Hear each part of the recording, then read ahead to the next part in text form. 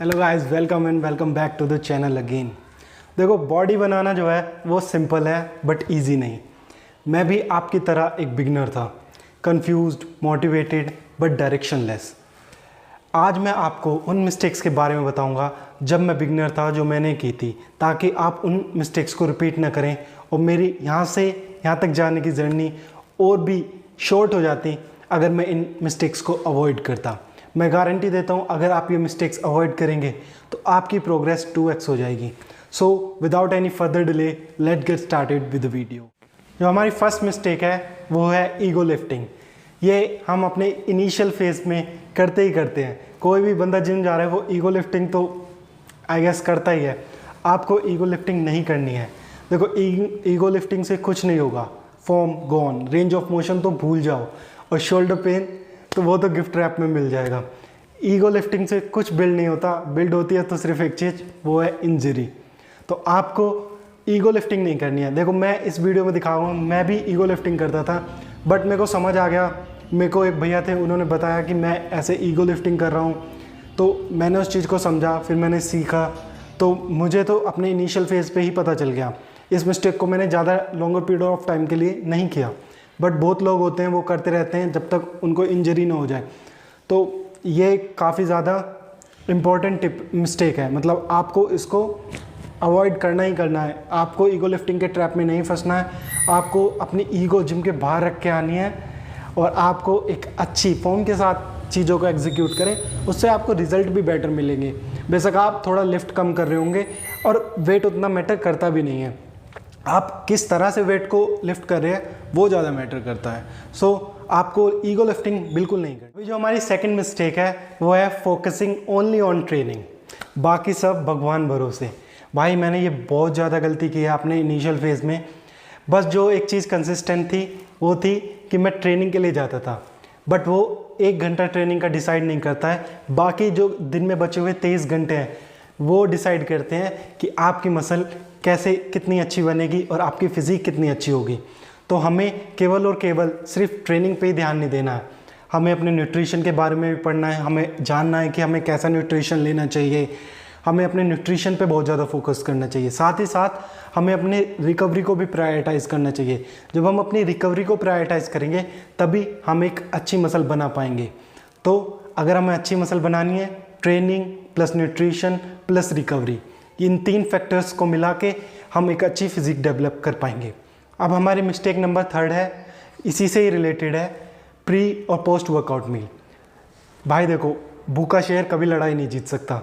तो अगर आप जिम जा रहे हैं तो अपनी प्री वर्कआउट मील लेके जाइए। मैं ये गलती करता था, मैं कभी प्री वर्कआउट मील लेके ही नहीं जाता था। ऐसे ही जस्ट ट्रेनिंग करने के लिए चला जाता था। सेम ऐसे ही होता था कि 2-2, 3-3 घंटे ट्रेनिंग के बाद कुछ नहीं खाया, ना कोई पोस्ट वर्कआउट मील। भाई, उससे कुछ नहीं होगा। अगर हम ये दोनों मील जो हैं वो बहुत ज़्यादा इंपॉर्टेंट है, तो हमें इन पे तो कॉम्प्रोमाइज़ नहीं करना है। हमें हमेशा अपनी प्री वर्कआउट मील और पोस्ट वर्कआउट मील लेनी ही है। अगर आपको जानना है कि कैसी आपकी प्री वर्कआउट मील होनी चाहिए तो आप हमारी वीडियो देख सकते हैं। साथ ही अगर जब आप प्री वर्कआउट और पोस्ट वर्कआउट मील नहीं लोगे तो आपकी एनर्जी लेवल लो रहेंगे, राइट। आपको पुअर पंप आएगा और बेसिकली आपकी रिकवरी भी अच्छी नहीं होगी। तो हमें अपनी प्री वर्कआउट और पोस्ट वर्कआउट मील पे बहुत ही ज़्यादा एम्फेसाइज करना है, उसे अच्छे से ध्यान देना है। और आप ये मिस्टेक मत कीजिए। आप अगर जिम जा रहे हैं तो प्री वर्कआउट मील लेके ज़रूर जाइए। आप पहले से ही डिसाइड कर लीजिए कि क्या मेरे को प्री वर्कआउट मील में खाना है, क्या मेरे को पोस्ट वर्कआउट मील में खाना है। तो इससे आपको सोचना नहीं पड़ेगा। आप पहले ही प्रिपेयर करके रहेंगे तो आप अपनी मील अच्छे से ले पाएंगे, नहीं तो आप इधर उधर का कुछ भी खाएंगे। मिस्टेक नंबर 4 है चेंजिंग वर्कआउट टू ऑफ्टन। मैं हर दूसरे तीसरे हफ्ते अपना वर्कआउट चेंज कर देता था। मैं सोचता था कि मसल को कंफ्यूज कर दो जिससे उसे अच्छा स्टिमुलस मिले और वो बेटर ग्रो कर पाए।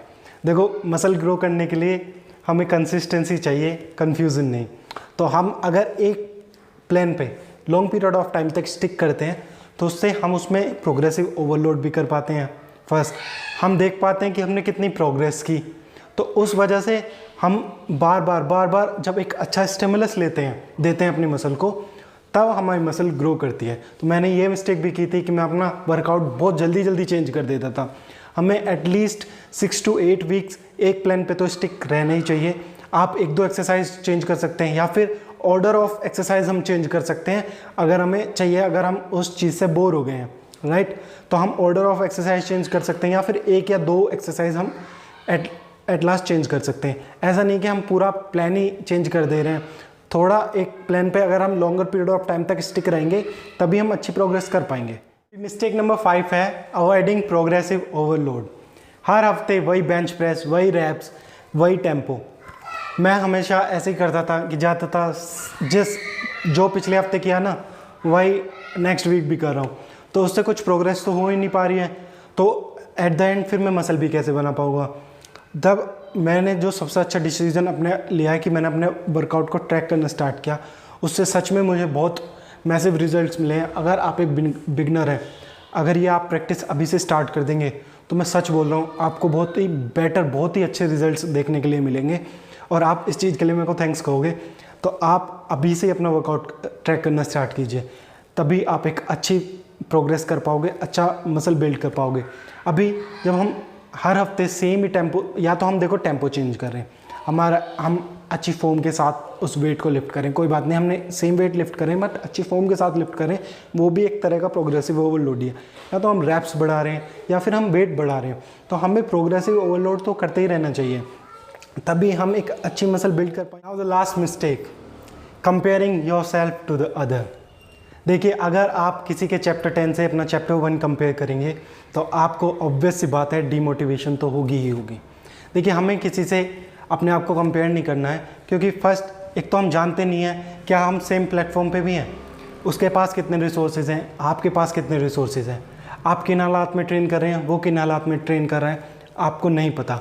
तो कंपैरिजन का तो कोई बेसिस ही नहीं बनता, राइट। अगर आपको कंपैरिजन करना है तो आप अपने आप से कीजिए कि आप कल क्या थे, आज क्या है। हमारा जो गोल है वो परफेक्शन नहीं है, हमारा गोल है प्रोग्रेशन। क्या हम प्रोग्रेस कर रहे हैं, क्या हम जो कल थे आज उससे बेटर कर रहे हैं जिम में, तो हमारा गोल ये होना चाहिए। और सेकंड, अगर आप कंपैरिजन कर भी रहे हैं तो आप देख लीजिए जो सामने वाला बंदा है उसने वैसी फिजिक डेवलप की है, तो उसके लिए उसने एफर्ट्स दिए हैं, उसके लिए उसने टाइम दिया है, उसके लिए उसने कंसिस्टेंसी दी है, राइट। अगर आपको कंपैरिजन भी करना है तो आप एफर्ट से कीजिए, राइट, कि उसने कितने एफर्ट वो पुट करता है इस फिजिक को मेंटेन करने के लिए और मैं कितने एफर्ट्स दे रहा हूँ, राइट। अगर आप ऐसे कंपैरिजन करेंगे तो आपकी ग्रोथ होगी, राइट। और अगर आप ऐसे कंपैरिजन करेंगे भाई उसकी कितनी अच्छी फिजिक है, मेरी तो फिजिक ऐसी बिल्ड ही नहीं हो पा रही है, तो आप डेफिनेटली डिमोटिवेट होंगे और एट द एंड आप जिम छोड़ देंगे। तो हमें ऐसे कंपैरिजन नहीं करना है किसी से भी, हमें बस अपनी प्रोग्रेस पे ध्यान देना है, राइट। भाई ये भी देख लो कि उसको 4 साल हुए हैं और आपको 4 महीने, तो आपको कुछ मतलब कंपैरिजन का कोई बेसिस ही नहीं बनता है। तो हमें अपने आप को किसी से कंपेयर नहीं करना है, हमें केवल और केवल करना है तो अपने आप से, राइट। अगर आपको ये वीडियो अच्छा लगा हो तो लाइक कीजिए, कमेंट कीजिए और सब्सक्राइब कीजिए। Till then, train smart not just hard, and thank you for watching.